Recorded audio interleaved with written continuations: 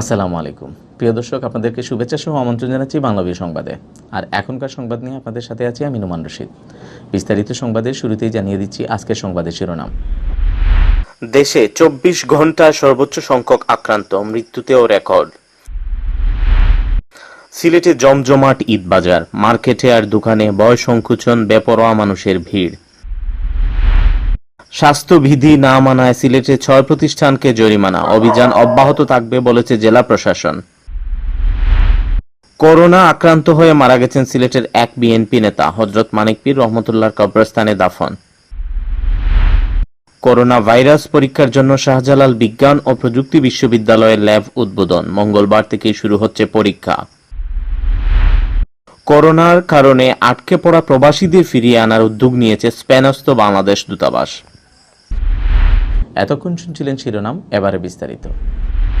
Corona ভাইরাসে আক্রান্ত হয়ে দেশে গত 24 ঘন্টায় আরও 21 জন মারা গেছেন। এ নিয়ে ভাইরাসটিতে 349 জনের মৃত্যু হয়েছে। একই সময়ে আক্রান্ত হিসেবে শনাক্ত হয়েছেন আরও 1602 জন, যা এখনো পর্যন্ত একদিনে সর্বোচ্চ শনাক্ত। সোমবার দুপুরে স্বাস্থ্য অধিদপ্তরের করোনা ভাইরাস বিষয়ক নিয়মিত হেলথ বুলেটিনে এ তথ্য জানানো হয়। বুলেটিন উপস্থাপনা করেন অধিদপ্তরের অতিরিক্ত মহাপরিচালক অধ্যাপক ডাক্তার নাসিমা সুলতানা। তিনি জানান, গত 24 ঘন্টায় করোনা ভাইরাস শনাক্তে আরও 9,933টি নমুনা সংগ্রহ করা হয়। পরীক্ষা করা হয় 9,788টি নমুনা। নতুন নমুনা পরীক্ষায় আরও 1,602 জনের দেহে করোনা ভাইরাস শনাক্ত হয়েছে। এ নিয়ে দেশে মোট আক্রান্ত হয়েছেন 23,870 জন। আক্রান্তদের মধ্যে মারা গেছেন আরও 21 জন, ফলে মৃতের সংখ্যা দাঁড়ালো 349 জনে।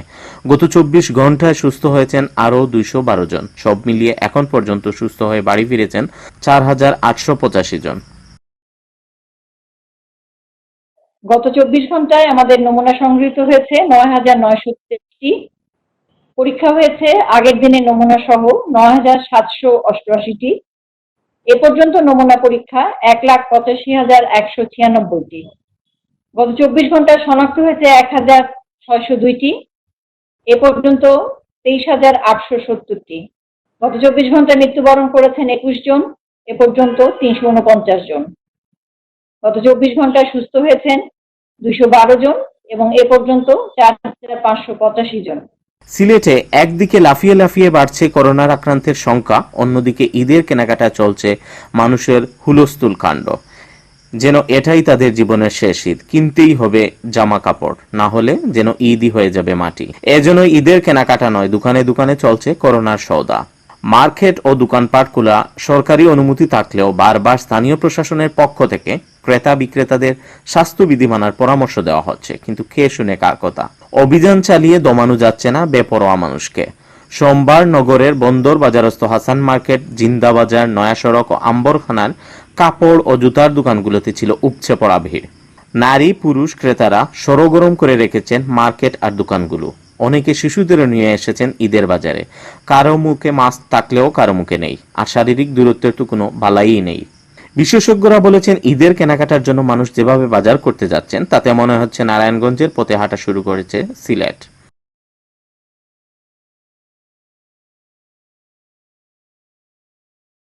সরকারি নির্দেশনা ও স্বাস্থ্যবিধি না মানায় সিলেট নগরীর 6 ব্যবসা প্রতিষ্ঠানকে জরিমানা করেছে ভ্রাম্যমাণ আদালত।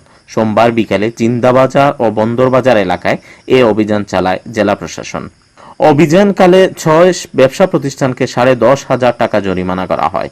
অভিযান প্রসঙ্গে জেলা প্রশাসনের নির্বাহী ম্যাজিস্ট্রেট মিজবাহ উদ্দিন বলেন, জেলা প্রশাসনের পক্ষ থেকে প্রতিদিনই টিম নামছে বাটে। যারা দোকানপাট খুলছেন তারা সরকারি নির্দেশনা মানছেন কিনা, স্বাস্থ্যবিধি ও সামাজিক দূরত্ব বজায় রাখছেন কিনা তা দেখা হচ্ছে।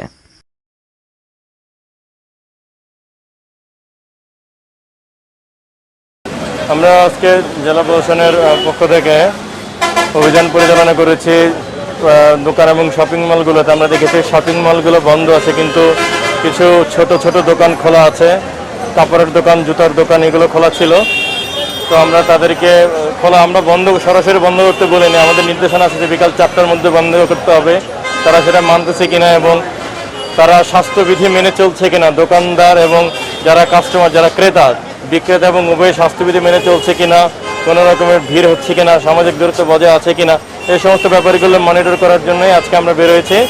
আমি প্রতিদিনই আমরা বের হচ্ছি সেনাবাহিনী এবং পুলিশের সাথে, এবং আজকে আমরা সরকারি আদেশ অমান্য করা, শাস্তিবিধি অমান্য করা এবং অন্যান্য অপরাধে 6টি প্রতিষ্ঠানে 10,500 টাকার মতো জরিমানা করেছি।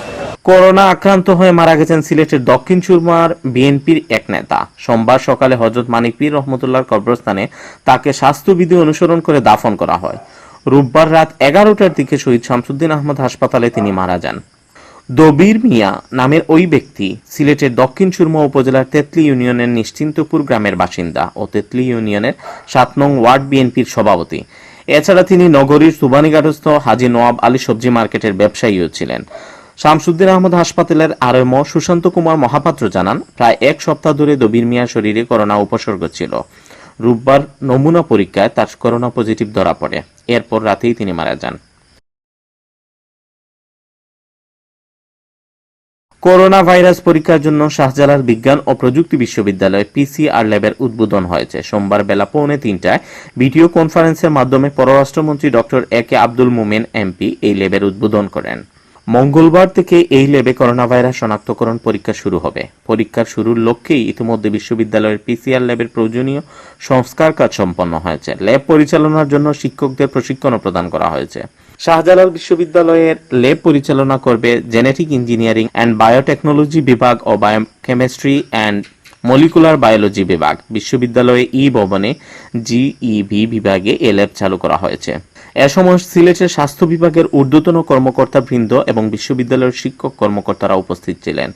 এই ল্যাবে প্রতিদিন 98টি নমুনা পরীক্ষা করা হবে, তবে পরবর্তীতে চাপ বাড়লে প্রতিদিন 196টি নমুনা পরীক্ষা করা সম্ভব হবে।